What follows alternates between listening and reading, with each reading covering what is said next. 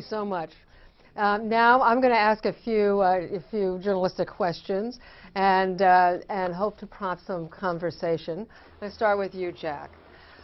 When you talk about toxic stress response, it sounds a little bit like, you know, common sense with some new numbers. So what's really new here? Because first of all, I wouldn't knock common sense that's reinforced by science. That's a pretty powerful combination, right?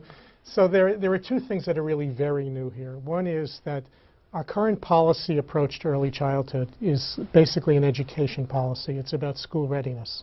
And what the science is telling us is that what happens early on affects lifelong health as much as does kind of readiness to learn in school. So this is a game changer for how the policy arena deals with toxic stress. This is for the health committees as much as it's for the education committees. It's as much for the Secretary of Public Health as it is for the Secretary of Education, because what happens early on affects both lifelong. But there's a second issue here that's really important, is that right now our approach, our framework for early childhood policy is an enrichment policy. We provide enriched experiences for children in programs, and we provide information and support for their parents. And what this science is telling us is that for some children who are living in very adverse circumstances, enrichment for the children and information for their parents may not be enough. Because what we have to do at the same time is think about how to protect children from the physiological disruptions of toxic stress. So if you have physiological responses in your body that are interfering with brain circuits and accelerating atherosclerosis, providing a good child care center with rich learning experiences is necessary but not sufficient. Okay? And the third piece about this is the payback to society. So we measure the return on investment in terms of less kids needing special education, less kids not finishing school, more adults economically productive, and less people in jail. Think about what the return on investment would look like if we started to count how much do we save on less diabetes, less heart disease, less strokes. So this is a real game changer. This isn't just some new fad. Also, this is based on decades of research, not just one study.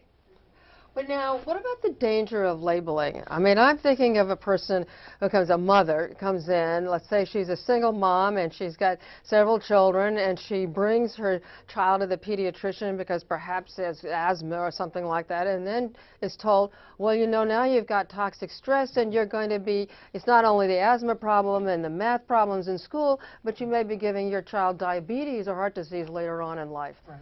Is that helpful? So, if we were going to put labels on children, I would say we should be very careful. What we're labeling are sources of disease and poor learning in the environment. So nobody worries about labeling lead in the environment as a problem. Nobody worries about labeling mercury or violence as a problem. So what we're talking about is labeling sources of adversity and hardship that create physiological disruptions as a problem. It's not the child necessarily that is the focus now primarily. It's also what to do about the sources of adversity to protect children in the same way we protect children from infection and from poisons. Okay, well now, Bob, you're saying that pediatricians are going to have to be on the leading edge of this kind of new approach, sort of multidisciplinary approach to children. But, you know, who's going to pay for that? Somewhere, pediatricians are going to have to get paid for doing this extra work. And does it come from Medicaid? And in an era of scarce resources, do you think the money will go to the pediatricians but will be taken away from social services that are actually trying to do something about this problem? It's a good question, because I'm frequently, when I approach politicians or policymakers about payments or support, financial support for children's program, they say, fine, we'll be happy to do that, but tell me which other children's program you want me to take the money from. But what we're talking about now is a life course health issue, a life course educational issue. And we don't need more money. We need a redistribution of some of the money, because it costs this country a ton of money, as I said earlier, to fix things that are preventable. So pediatricians for years have been advocates for children, but now we are also scientists for children. There is a reason for our advocacy that's been evolving over the last couple of decades, where we now have the science that Jack's been talking about to support the fact that we're advocating for programs for children. I think that Going back to the labeling question, you know, you don't tell a mom that she now has this new problem. What you help her do is connect with resources, which might be very difficult to do because of time and money for her as well. So we need policy folks who understand, like we've done with Head Start and other programs in early education, that we need to have programs in early health based on the science information that we have, not just on advocacy principles. And yes, if a pediatrician, instead of spending 10 minutes for a well baby exam, is going to spend 20 or 25 minutes discussing this with a parent, working with a medical home team that doesn't have to be just the pediatrician, but other persons in the practice, there is going to have to be payment for that. And we shouldn't be ashamed to say that we deserve to be paid for the work that we do.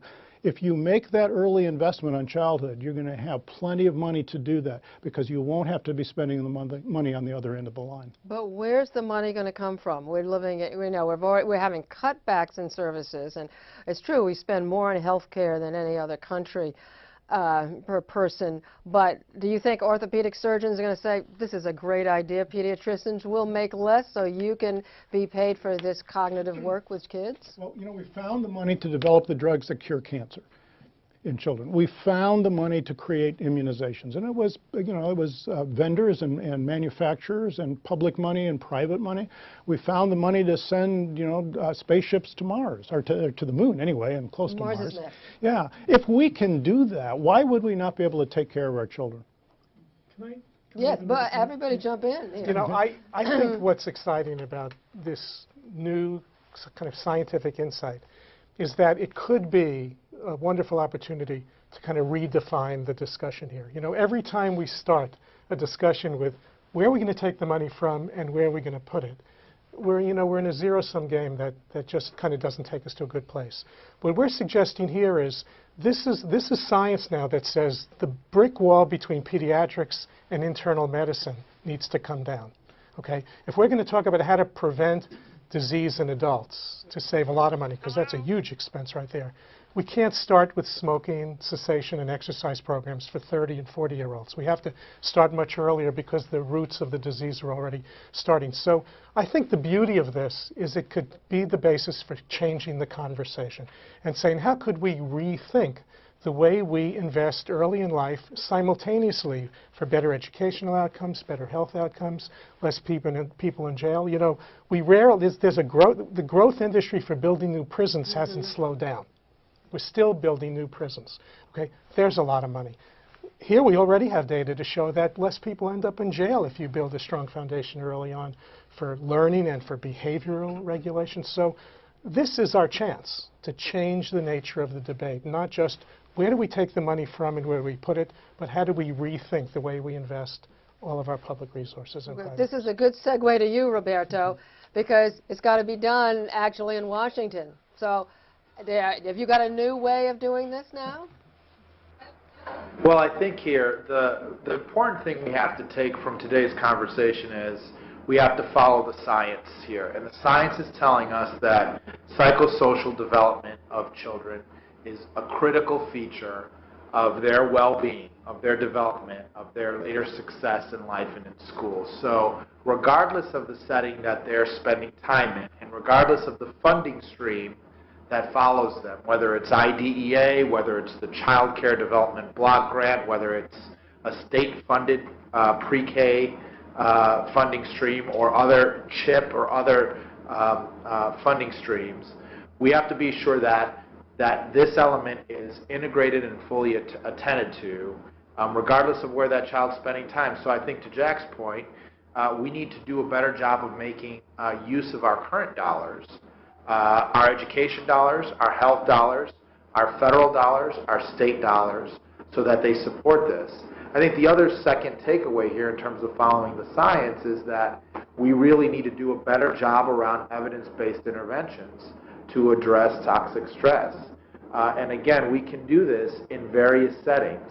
It requires us to do a better job of training the early education workforce and the early care workforce so that they can better identify, provide the screening that's needed, and get to those networks of specialists, mental health specialists and other specialists that can meet our children's needs. We need to grow those networks, and we can do a better job of making decisions about how we allocate dollars like child care dollars to grow those networks of specialists and those networks of providers around mental health. We have to do a better job around quality standards and making sure that we're embedding this psychosocial development into our quality standards in our existing systems of early care and education. And we need to be sure that in the rating systems that are being developed for our early care and education settings by over 25 states now, that those rating systems are closely tethered to this issue. So we're doing a better job of making sure that there's a good continuum of quality and that quality really focuses on the psychosocial development of our kids. So I think there's a lot of work that we have to do to roll our sleeves up to redesign these systems so that they're really focused on the well-being of our kids first and foremost, not necessarily on what they've been doing or the funding stream that they've been supported by for years. So it's really rethinking our federal investment and our existing systems that our children spend time in.